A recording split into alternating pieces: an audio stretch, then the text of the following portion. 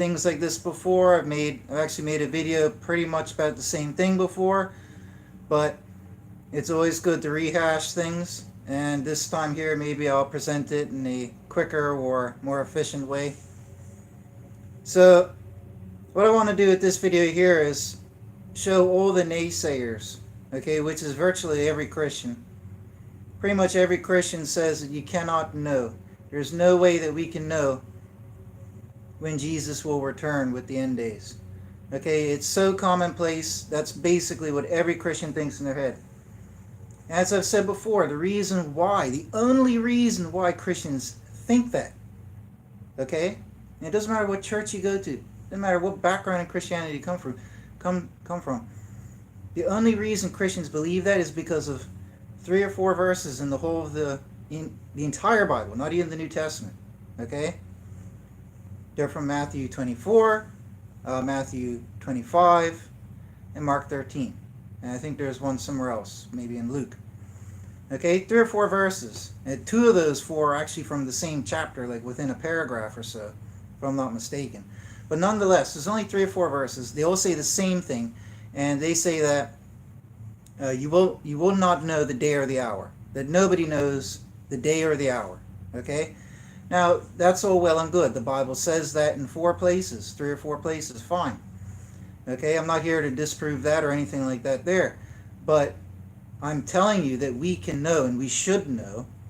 And it's almost to the point where I think God actually expects us, and I mean that, okay, but we at least should know the year that the end days will come with the return of Jesus. Now, right off the bat, knowing the year, or claiming to know or to be able to calculate the year, does not disprove the 3 or 4 verses that say you won't know the day or the hour. Okay? It does not disprove that. A lot of people feel that it does. A lot of people like to insert things in the Word of God that aren't there, even though Moses and Jesus told us not to put things in or take things out, or even to twist it around. It doesn't say that you can't know the year, but irregardless, virtually every single Christian thinks that nobody ever will be able to calculate the day or the hour or even the year.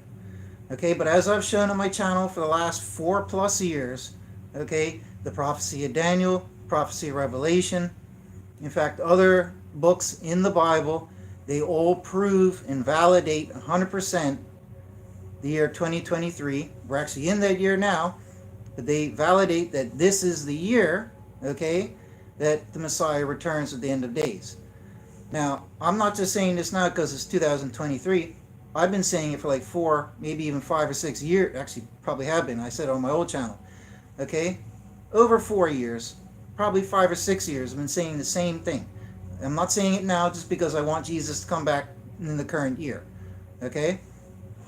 I'm not here to share information and verses and proof as to why 2023 is the year. There's one verse that I will go over for other purposes that will indirectly show that anyways. But for all the evidence for 2023, look at my other videos, especially my more recent ones. I got lots of extremely good videos for that. But I'm not here to talk about proof for 2023.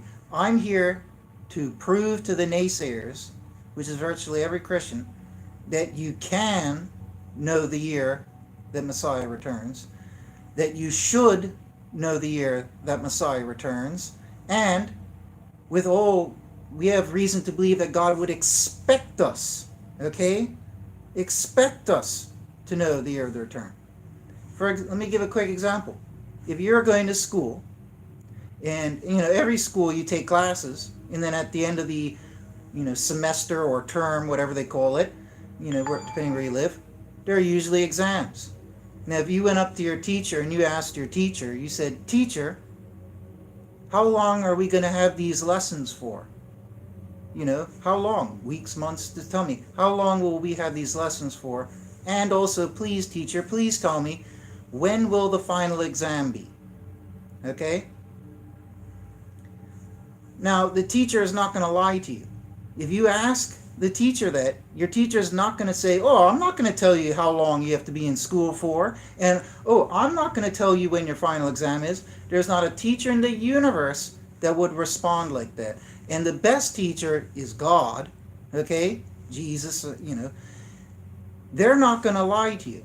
And the reason I'm starting off with that is because Daniel explicitly asked God those very questions. And God gave him explicitly the answers. So Daniel asked God, how long will these lessons be for? God gave him an answer to the year. Daniel also then asked him, when will the final exam be? And you know what? God gave him an answer. It would be pretty stupid and foolish for us to think that God would lie when asked a direct question like that. But no, God told Daniel a response. God is not a liar. Okay? So I just want to start on that there. That's something that most Christians don't stop and think about. They don't think about a lot of things, but let's just begin here, okay?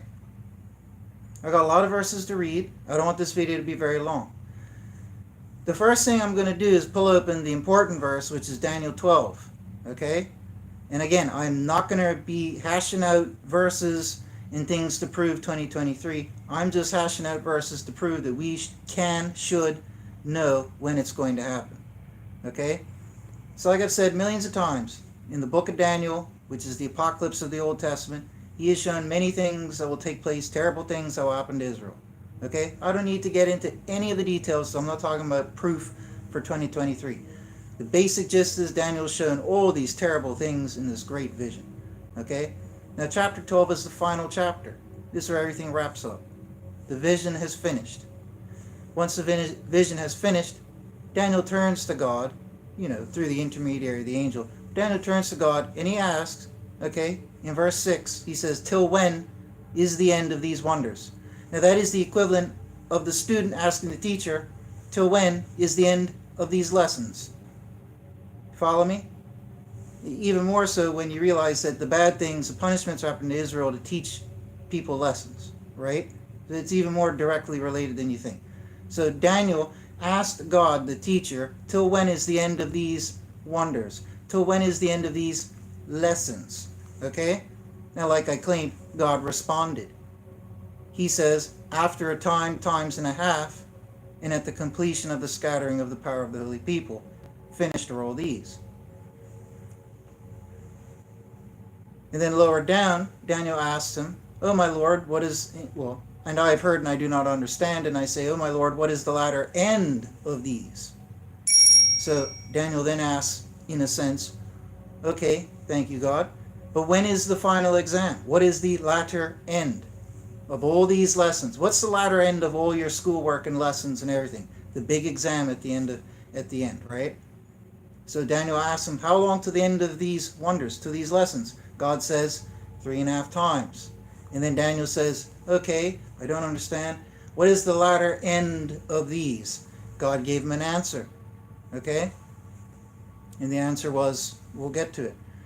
So this is the place in Scripture where Daniel, just like the student figure, is asking God, just like the teacher figure, those two questions, and he directly gets answers. Okay? Now again, if you want to claim that we cannot know when the end will happen, you will then have to go argue with the teacher.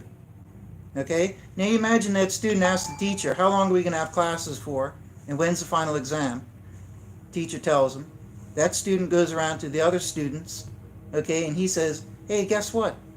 I found out that our classes will be going on for, X number of months, okay? And I found out from the teacher that the final exam is going to be, at this point. Now, if the other students just say, oh, well, we don't believe you, nobody can know when the final exam is, wouldn't that be kind of stupid and ignorant, right? Well, that's exactly what every Christian's doing nowadays.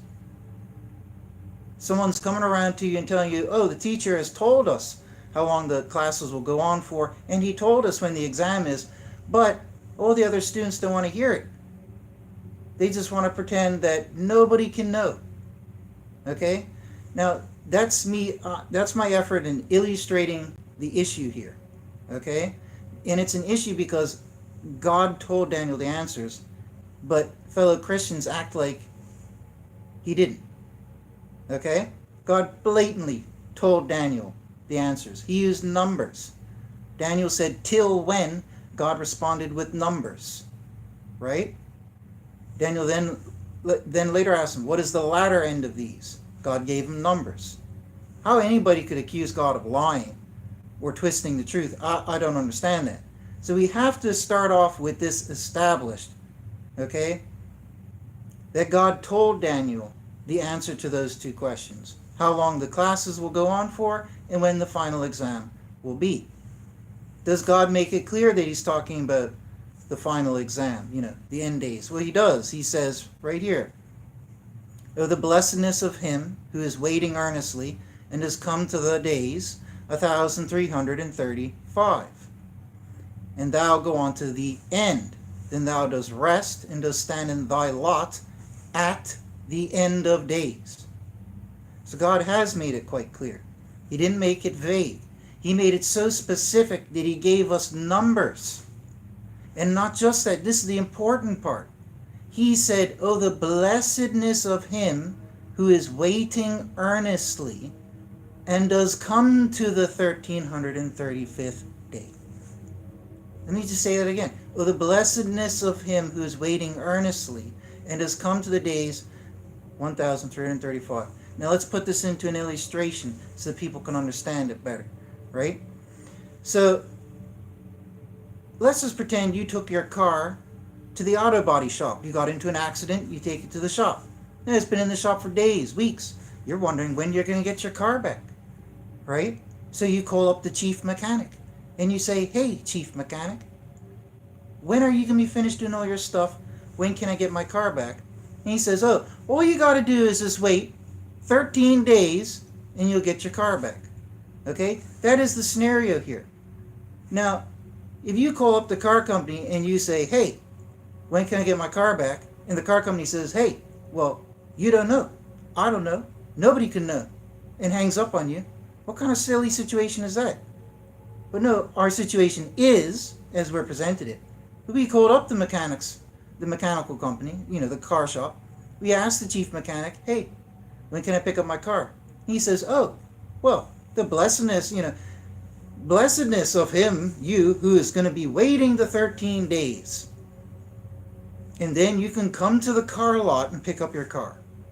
You follow me? I'm laying this down methodically so people can see that Daniel, just like I said, was like the student asking the teacher for an answer to a very important question. Okay? There's no fluff involved here. It's very, very clear. Daniel asked, "How long until?" God told him numbers. If the chief mechanic says, "Hey, come pick up your car in 13 days, and you don't show up to pick up your car, he's going to give you a call and say, "Hey, why weren't you ready? I told you to be ready. 13 days. It's here. It's taking up space in the warehouse. Come pick up your car." Right? People at these positions, they don't lie. They're not going to tell you 13 days when it's 5 days. God's not going to tell you 1,335 years if he just made the number up. Okay? Christians have to process that. And you can keep yakking out the left side of your mouth saying, "Oh, well, we got those 3 or 4 verses so you won't know the day or hour." Good. Keep repeating them to yourself until you slowly digest the factoid that they do not say you cannot know the year. Until you digest that, you're going to have indigestion. Okay? So I don't know what to say. If people can't comprehend that simple element, there might be no helping people like that. They want to insert into the text and say, "Oh, well, it means this. It means you can't know the year either." Well, no, it doesn't say that. It's like when Moses got the law from God, the 10 Commandments, did Moses come down the hill and then read the 10 Commandments out to you? And then you say, "Well, actually, no, I think God meant this." Right? So Moses says, "Okay, God wants us to rest on the Sabbath day, on number 7. Right? And you say, "Oh, well, no, I don't think that's what God meant." You can't do that. You can't say, "I think God meant this," and then put what you think is in the text into the text. Okay?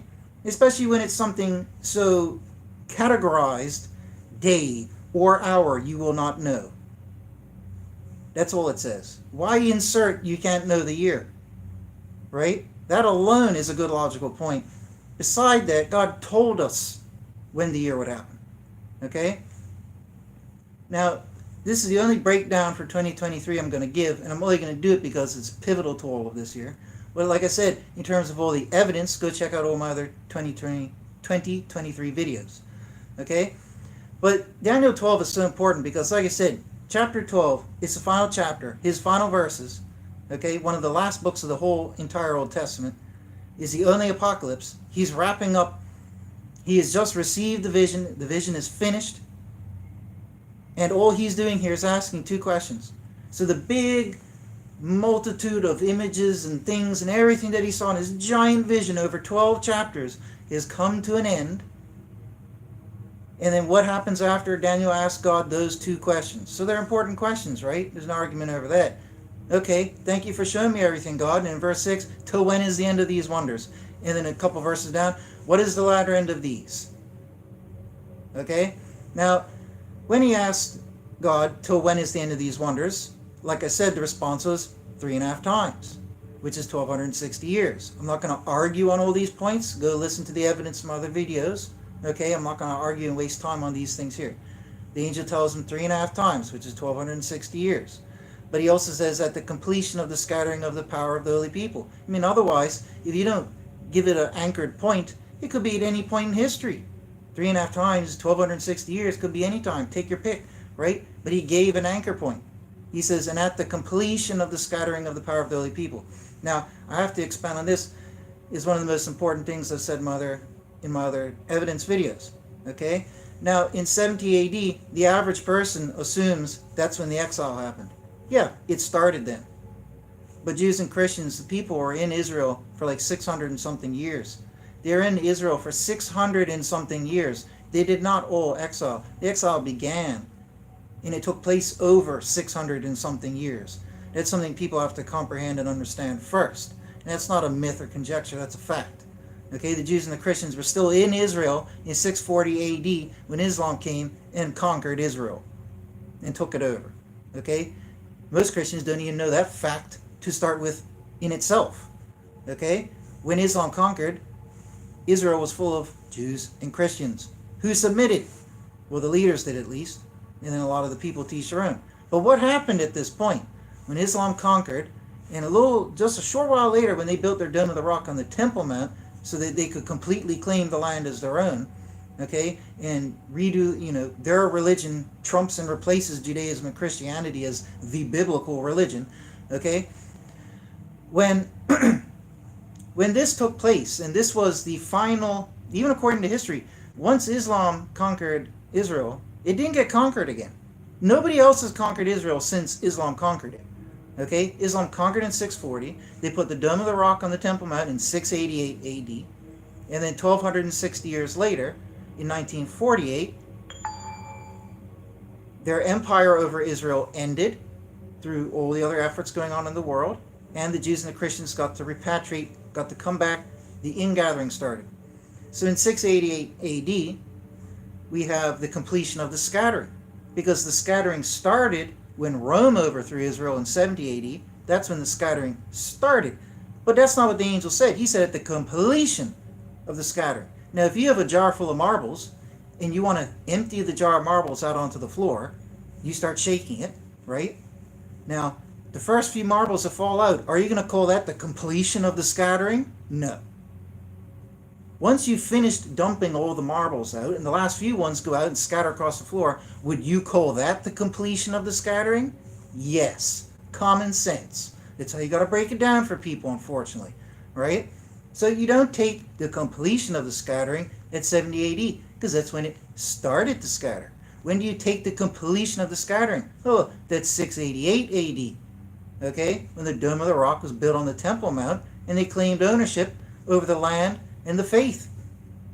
And then what do you know? 1,260 years later, like God said, what happened?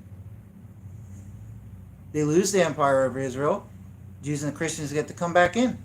So we had the completion of the scattering at 688, and then the ingathering in 1948, perfectly separated by 3.5 times, just like God said would happen.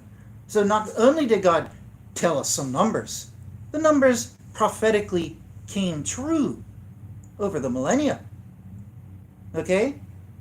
That's another hard thing for Christians to take down when they want to, poo-poo all this evidence away, right? The fact is, God told us numbers. You don't want to listen to the numbers. You believe maybe God lied or just made up floofy numbers. Well, hey, the numbers match up perfectly with history according to the biblical prophecy.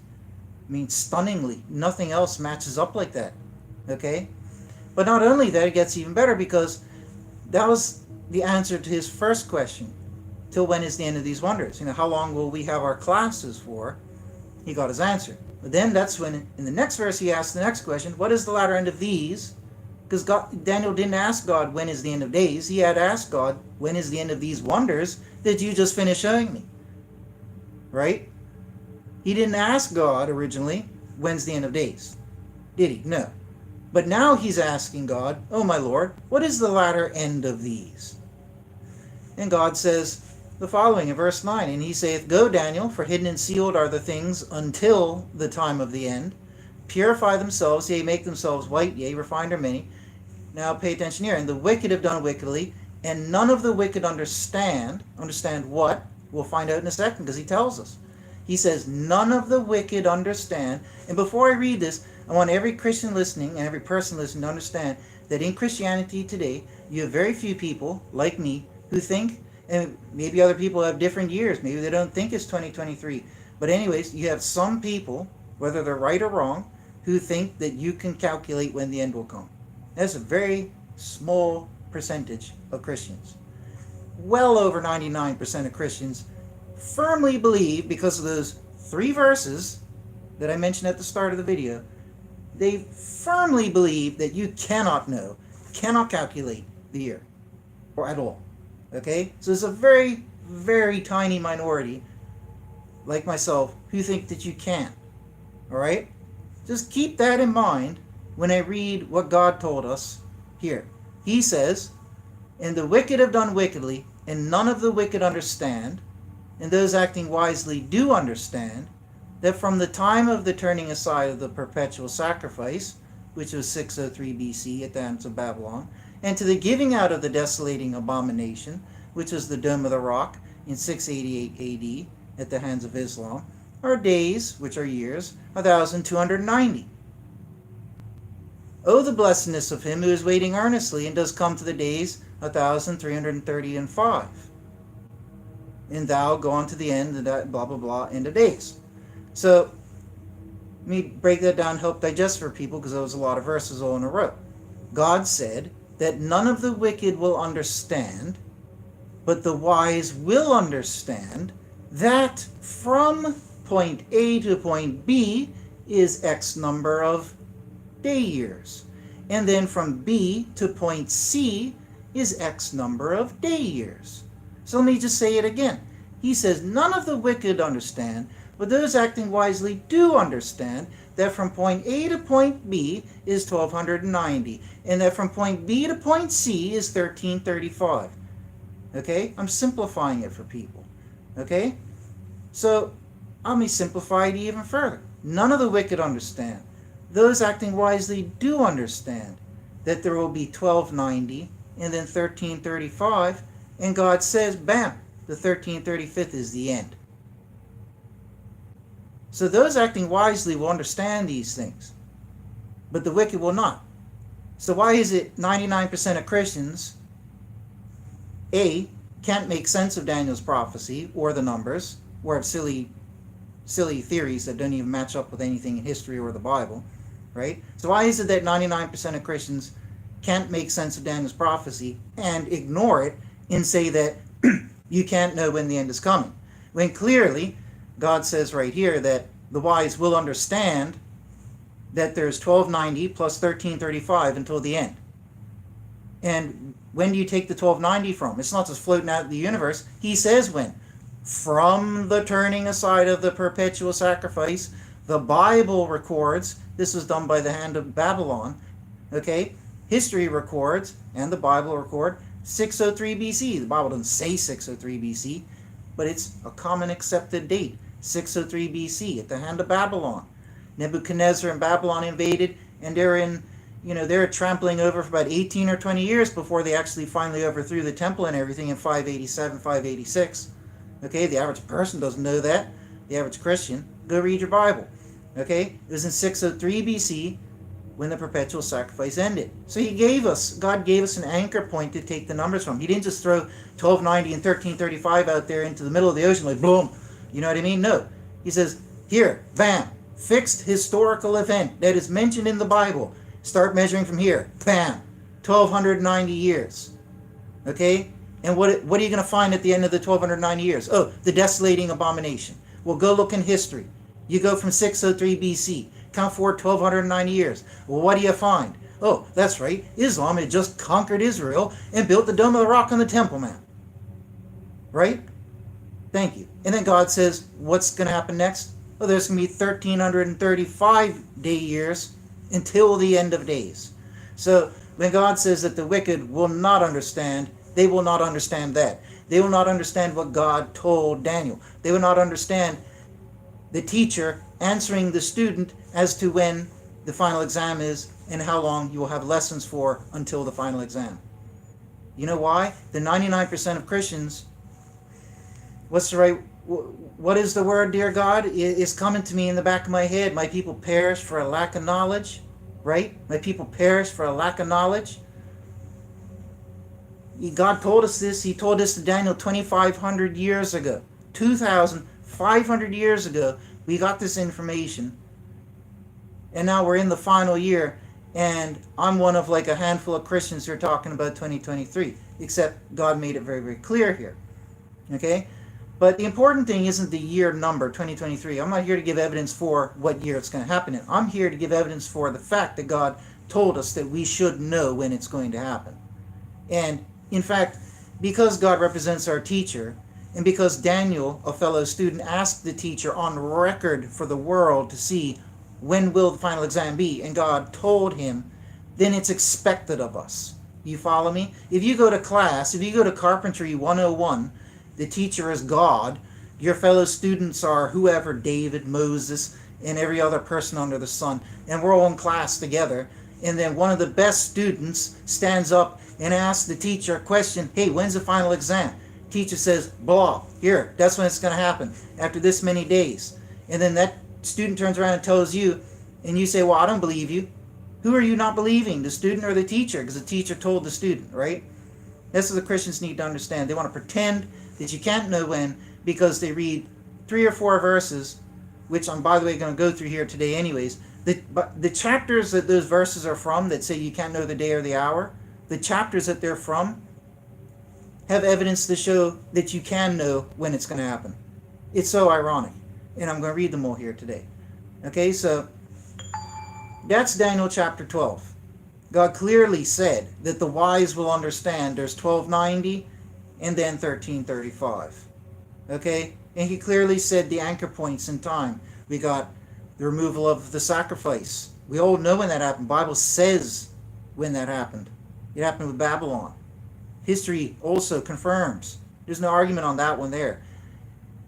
Almost every other leader that came over to trample on Israel after that for the next 1,000 years took away some form of the temple sacrifices. Greece did it. Rome did it.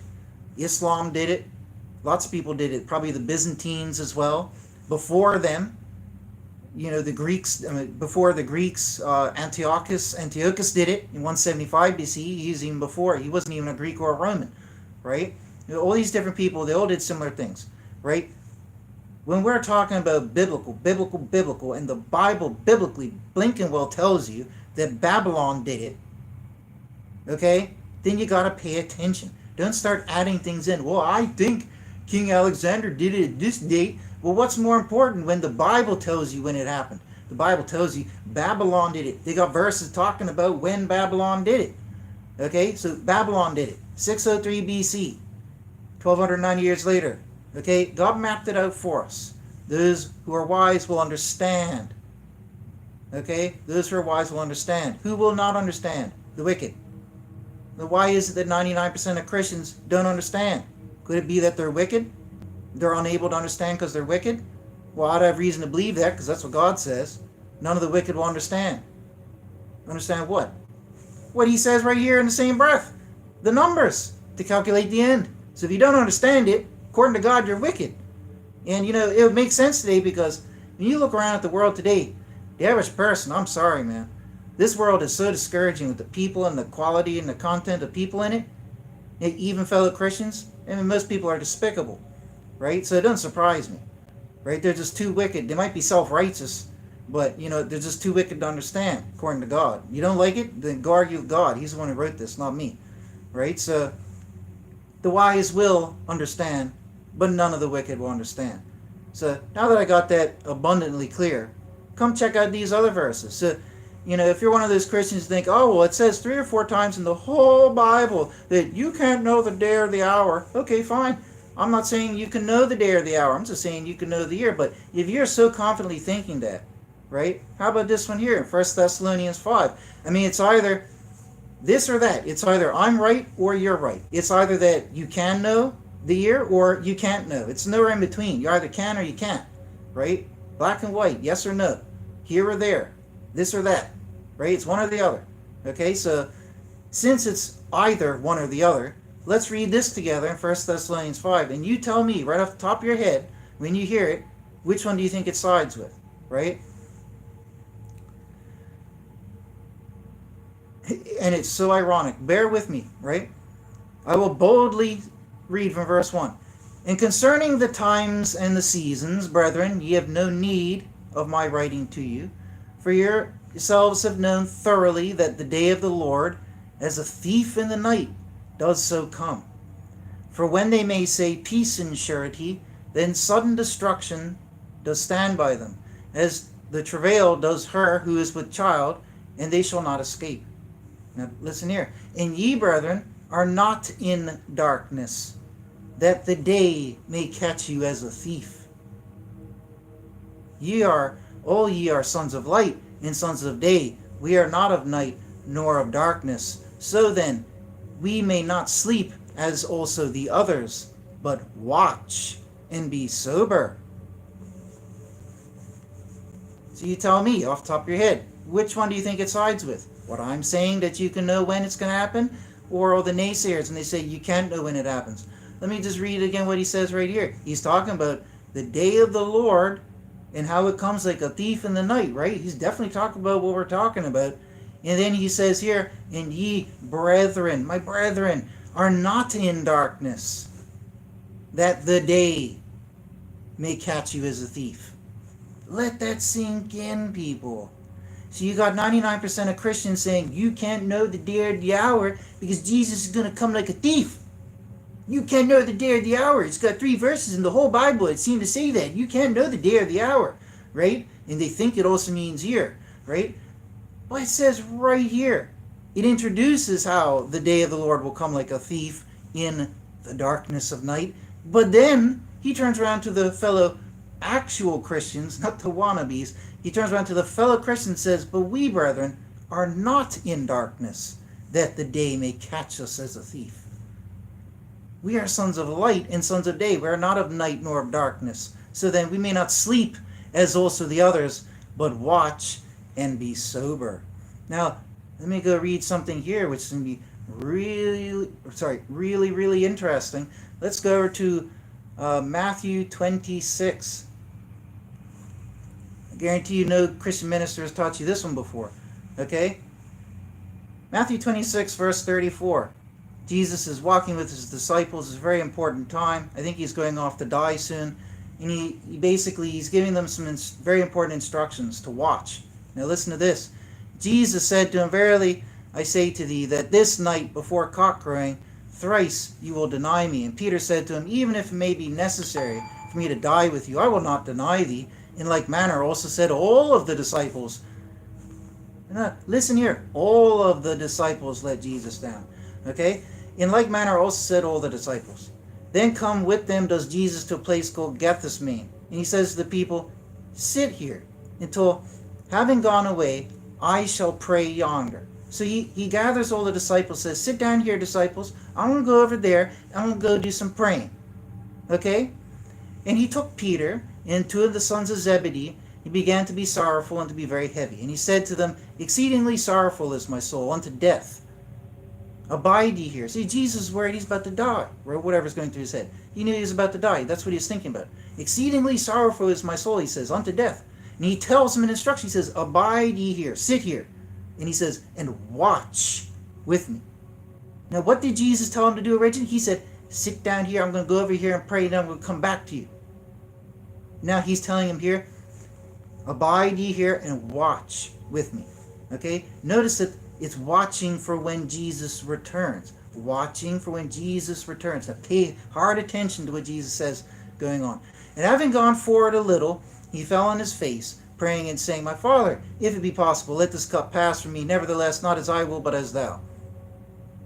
So he's gone and made his prayer. And he cometh unto the disciples, and findeth them sleeping.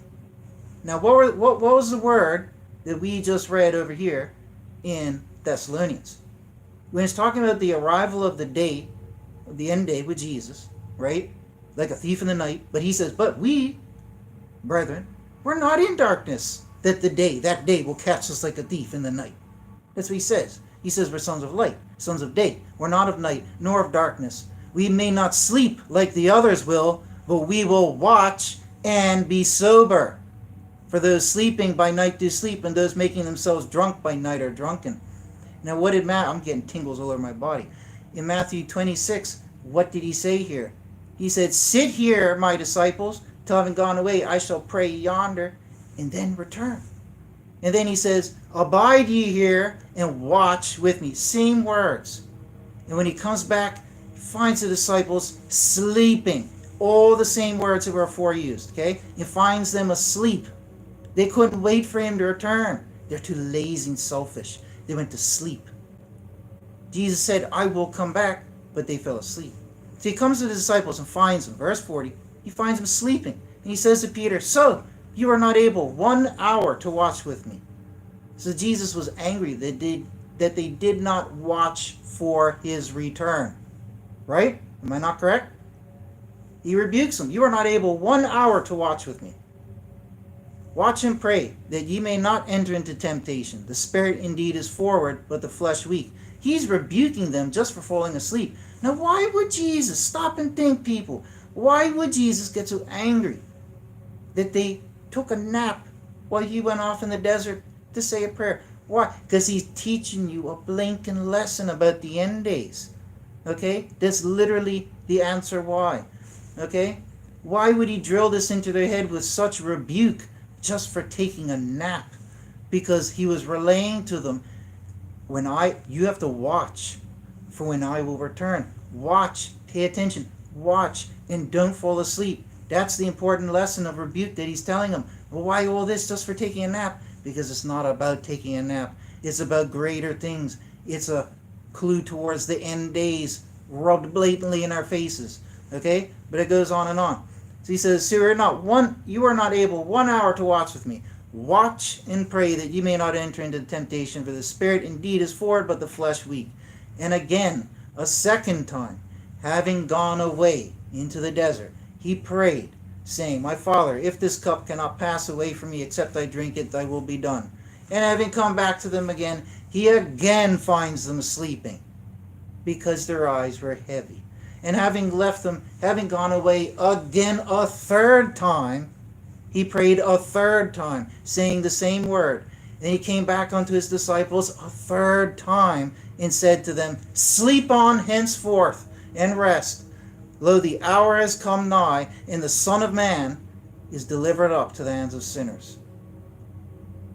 So what is the great lesson that we have to learn from all this? Even all of his disciples, that's what I'm saying. Now, how could 99% of Christianity be so blind? It was no surprise it was like that in his own very day. All of his disciples couldn't watch for his return. 3 times they were tested, and they all failed each time. Let that sink in. You have all these pompous fellow Christians out there. Oh, we won't know when it's going to happen, but we're all going to magically be taken away to paradise because we're all guaranteed salvation. The arrogance of these people, right? Don't get me started. So, we obviously see that Jesus relayed extremely he stressed an extremely important lesson here about watching for when he returns. Okay? Again, let's just go back and read 1 Thessalonians again. Ye have known thoroughly that the day of the Lord as a thief in the night does so come. That's when Jesus returns back from his prayer session. Okay? You have known thoroughly that it does come.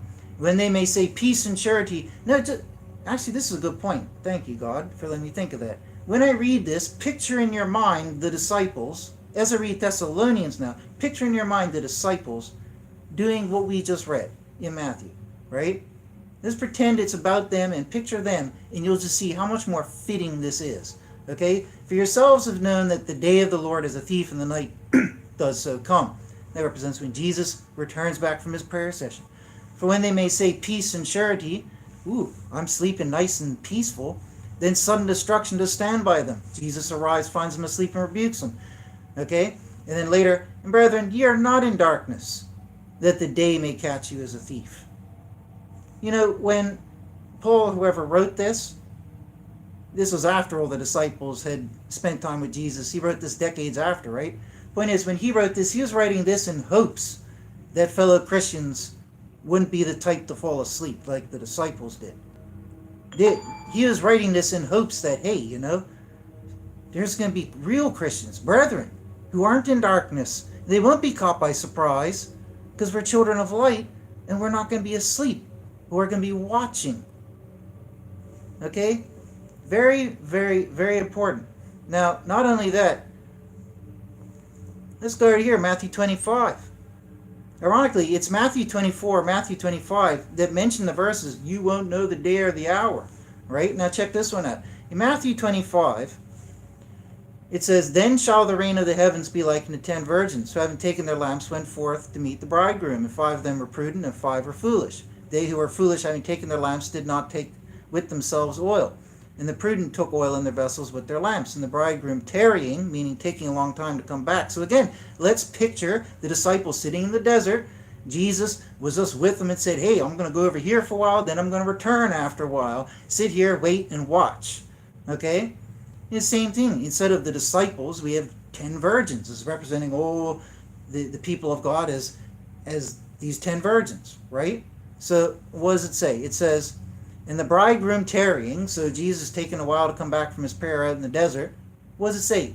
They all nodded and were sleeping. Isn't this the same story that we were told in Matthew 26? Gee, I wonder why Jesus would have rebuked the disciples 3 times like that and made it into a parable over here. Gee, I wonder if it's really important. Gee, I wonder if it has to do with when he returns. Well, obviously it does. It's all about when he returns. And it's all about waiting and watching for when he returns. Right?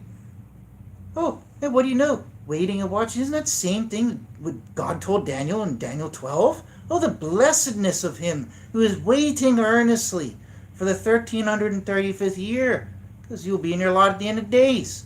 The wise will understand, but the wicked won't. The blessedness of him who is waiting earnestly. So, in similar fashion, we got the 10 virgins, blah, blah, blah, and the bridegroom tarrying. They all nodded and fell asleep.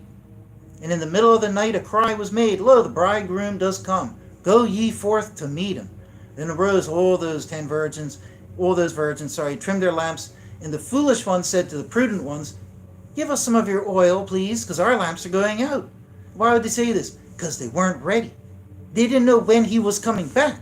If they knew he was coming back in 10 days, they would have had 10 days of oil. They don't know when he's coming back. They don't know how much oil to put in there. Right? So the foolish said to the prudent, Give us some of your oil, because our lamps are going out. We didn't have enough. And the prudent answered, saying, Lest there may not be enough for you, us and you. No, you go out to those people who are selling and go buy some for yourselves. Right? So while the foolish went out to go buy some, the bridegroom, Jesus, came, and those who were ready went in with him to the marriage feast, and guess what? Door was shut. Bam.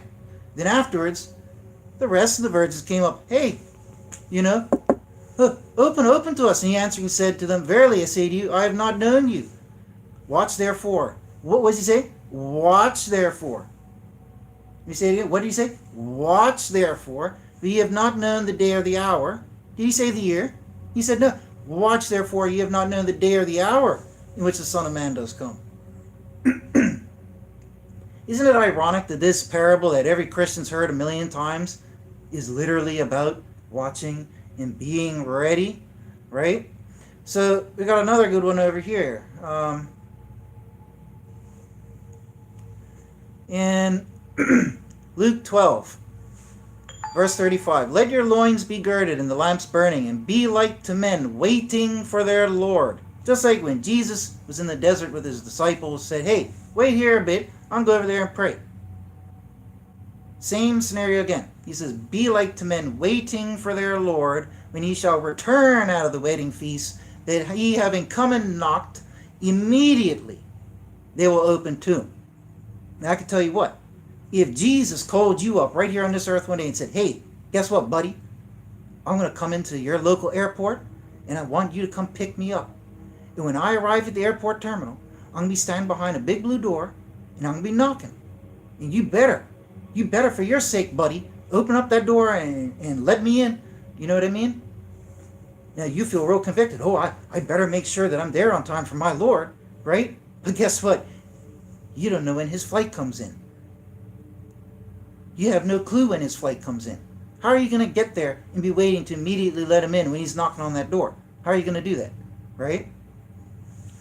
But you can do that if he says to you, hey, guess what? I'm coming in 1209 plus 1335, or if he gives you any number, I'm coming in 13 days, then at least you know when it's going to happen, right? So just think about it. When he says, be like to men waiting for their Lord, when he shall return out of the wedding feast, that he having come and knocked, immediately they may open to him. Now, let's apply that in the scenario. If Jesus called you up and said, hey, buddy, come pick me up in 10 days' time, come to the airport, your local airport, come up to the big main lobby door, I'll knock on the door, you just let me out, blah, blah, blah. And he's told you a time. You know when to be there. You will be there, unless you fall asleep. Okay? But let's just pretend he didn't tell you a time. He calls you up and says, hey, buddy, come pick me up at the airport. My flight's coming in. I can't tell you when it's going to come in, though. But boy, howdy, buddy, when I knock on that door, you better let me through or you're in trouble. Does that make any sense? No. Thank you. Right? So, but it gets better. So, be like to men waiting for the Lord, when he shall return out of the wedding feast, that having come and knocked, immediately they may open to him. Happy those servants whom the Lord having come shall find watching. Verily I say to you that he watching for what? Are you just watching the night sky for 2,000 years for the arrival of Jesus? Are you just watching the night sky for 2,000 years? Every night you're telling me you go outside every night, sit on a lawn chair, pull out some popcorn and wait for Jesus to show up in the sky? No, you're not, right? So why would you be expected?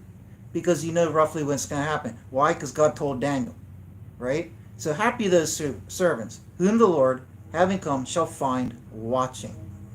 Verily I say to you that he will gird himself and will cause them to recline at meat, and having come near will minister to them.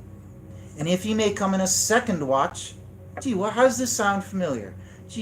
When Matthew 26, when I read that, Jesus came back to the disciples how many times? 3 times. He came back to check on them 3 times, and they had fallen asleep on each of the watches. What do you know? That's first watch, second watch, third watch. What is Jesus talking about here? He says, if he may come in the second watch, and in the third watch he may come, and may find it so, meaning they're watching, they're paying attention, they're not asleep, they're waiting right there at the door, waiting to go, let him in when he knocks, soon as he instantly arrives, right? Happy are those servants. In this know that if the master of, and this one here is important, verse 39 too, even though I believe this is about Satan, just still, irregardless of who it's about, listen to the underlying science of what it's relaying here. It says, and this know that if the master of the house had known what hour the thief, Jesus, does come, he would have watched and would have not suffered his house to be broken through. Doesn't that sound a lot like what 1 Thessalonians said? Hey, we're of the light, brethren. We're not going to be caught by surprise as by a thief in darkness. We're of the day. We won't be asleep. We won't be caught by surprise. That's what was taught in 1 Thessalonians, right? So, what it actually says in verse 39 is the same thing. It says, ignoring master of the house, that's a variable. Insert anything there, right? And this know that if blah, had known what hour the thief was come, he would have watched and would have not suffered his. What is that? The underlying science is telling you. When you ignore the variables, you look at the underlying science of that formula of what he said, it shows you that if you watch, you're not caught by surprise. Correct? Thank you. Right? And he says, and ye then become ye ready, because at the hour, he didn't say the year. He says, because at the hour you think not, the Son of Man does come. And then Peter said to him, Sir, unto us this simile does thou speak, or unto all? And the Lord said, Who then is the faithful and prudent steward, whom the Lord shall set over his household, to give in season the wheat measure? Happy that servant whom his Lord, having come, shall find doing so. Truly I say to you that over all his goods he will set him. Now, this is the important part, verse 45. And if that servant may say in his heart, this is 99% of Christians right now, and if that servant may say in his heart, My Lord does delay to come, he may begin to beat the men servants, the maid servants, to eat and to drink and be drunken. The Lord of that servant will come in a day in which he does not look for him, and in an hour he does not know, and will cut him off, and his portion with the unfaithful he will appoint. So let's draw this back to the example of the disciples falling asleep in the desert while Jesus is away. And when he returns, they're asleep. They weren't watching. They weren't ready for his arrival. Right? He caught them asleep. This is the same scenario. He says here, if the evil servant, the wicked servant, because remember, the wicked won't understand, right? So, and they do contrast the unready ones as being wicked, right? So, and if that wicked servant may say in his heart, My Lord does delay to come, verse 46, the Lord of that servant will come in a day and catch him by surprise, it says. Doesn't that imply that if he was watching and waiting earnestly for the 1335th year and knew when it would happen, even if he will not know the day or the hour, doesn't it imply that if he is waiting and watching, that he won't be caught by surprise? Right? Thank you. That's what it's saying. If the servant may say, My Lord delays to come, then Jesus will come in a day he won't be expecting him, and in an hour he won't know, and will come off. In verse 47, and that servant, who having known his Lord's will, and not having prepared, nor having gone according to his will, shall be beaten with many stripes. Very interesting. Like I said, maybe God expects us to know this. If God told us there's the final exam at a certain time period, and we didn't pay attention to our teacher, and we messed up on the final exam, whose fault is it? Right? So, that servant who having known his Lord's will, and not having prepared, or having gone according to his will, shall be beaten with many stripes. Now, what was the Lord's will? It was to be ready, waiting, and watching. Right? Blessed is he who is waiting earnestly for the 1335th day. Okay?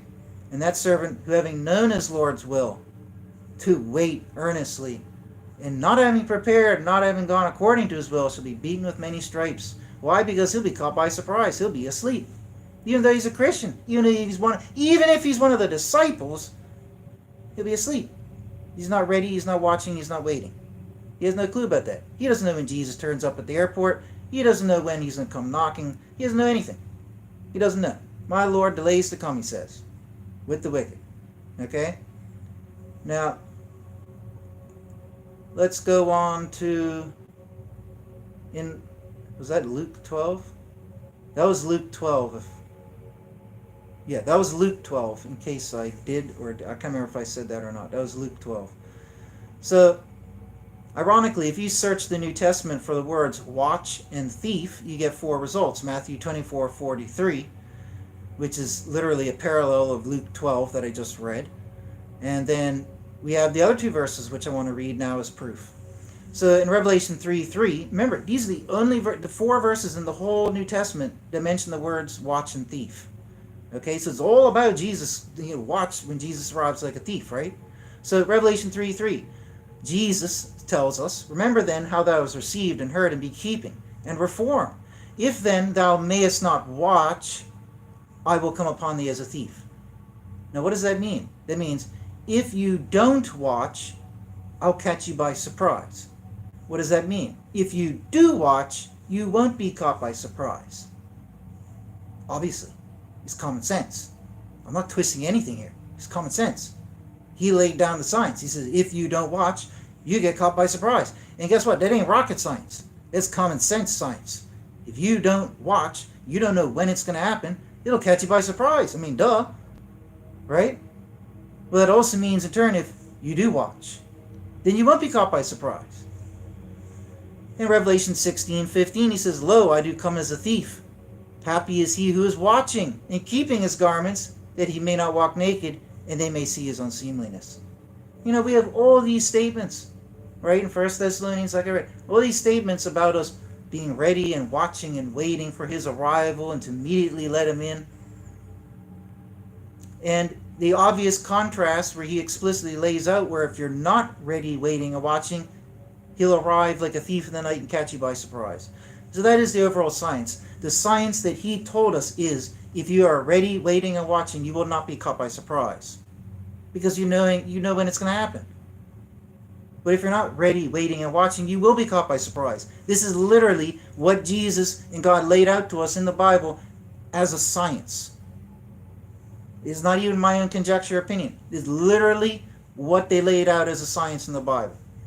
We got 99% of Christians saying, oh no, my Lord delays to come, and none of us can know when he's going to come. And all those numbers God told Daniel, I don't know what God was thinking. He must have just made up a bunch of numbers, because you can't know when it's going to happen. Right? So, again, if you search the entire Bible for verses that say you can't know when it's going to happen, the only ones you're going to find are 3 or 4 verses, and these are them right here, right? Matthew 24, verse 36, Matthew 24, verse 50, Matthew 25, verse 13, okay? And Mark 13, 32. These are the ones. And guess what? Matthew 24, 25, and 26, I already just read. They're all about everything that I'm talking about. Luke 12, Mark 13, same thing. They all repeat each other, the same story. The same parable that Luke 12 said, that if you're ready, waiting, and watching, you won't be caught by surprise. It said in Matthew and it said in Mark, likewise. It's paralleled in all 3. So the science that I just went through is laid out in those 3 very chapters. So just because those very chapters also mention a little pipsqueak line that it repeats in 3 occasions, that you won't know the day or the hour, let's process this with common sense. Clearly, we can know the year, and maybe even the month or the season. Clearly, we can know these things. Sure, fine, maybe we won't know the day or the hour. But the ironic thing, and this isn't my own interpretation of it, but Jesus said, like I just read, something that makes us think we might even be able to know the date. Don't hate on me, because what Jesus said, he says, if you're not, where is it? I'll just read it instead of. So, if that servant may say in his heart, my Lord does delay to come, and he goes around sinning, blah blah blah, the Lord of that servant will come in a day in which he does not look for him. And all the stuff I went through, I don't need to rehash everything, right? So, let me close those down.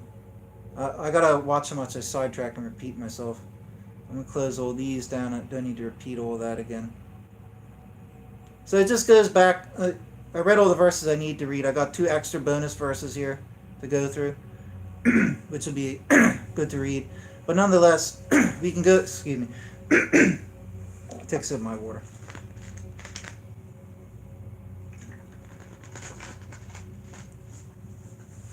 So we can go back to Daniel 12.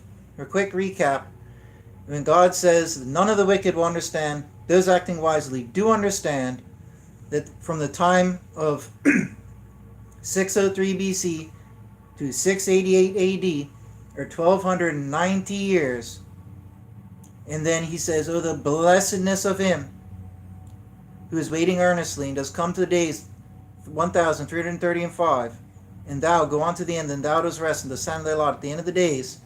We can clearly see now that God told us how long to wait. Okay? How long to wait and when to watch. Clearly did. Oh, the blessedness of him who is waiting earnestly and does come to the 1335th.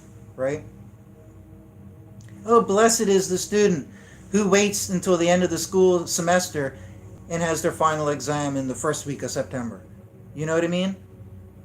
Oh, the blessedness of him. Right? And the last few verses to wrap everything up. In Titus 2:13, it says, waiting for the blessed hope and manifestation of the glory of our great God and Savior Jesus Christ. Now, it's not a coincidence that it says waiting for the blessed hope, when he just said in Daniel 12 from the mouth of God, oh, the blessedness of him who is waiting earnestly for 1335 to come to an end.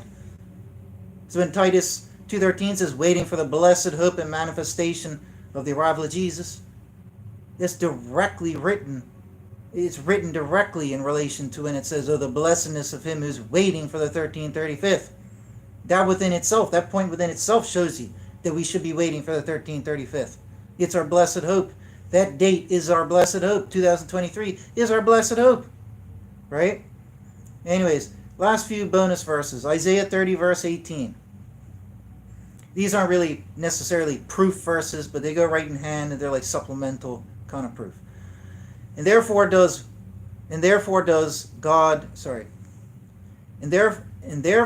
wait God to favor you. So God waits to favor you. And therefore he is exalted to pity you. For God of judgment is God. Oh, the blessedness of all waiting for him.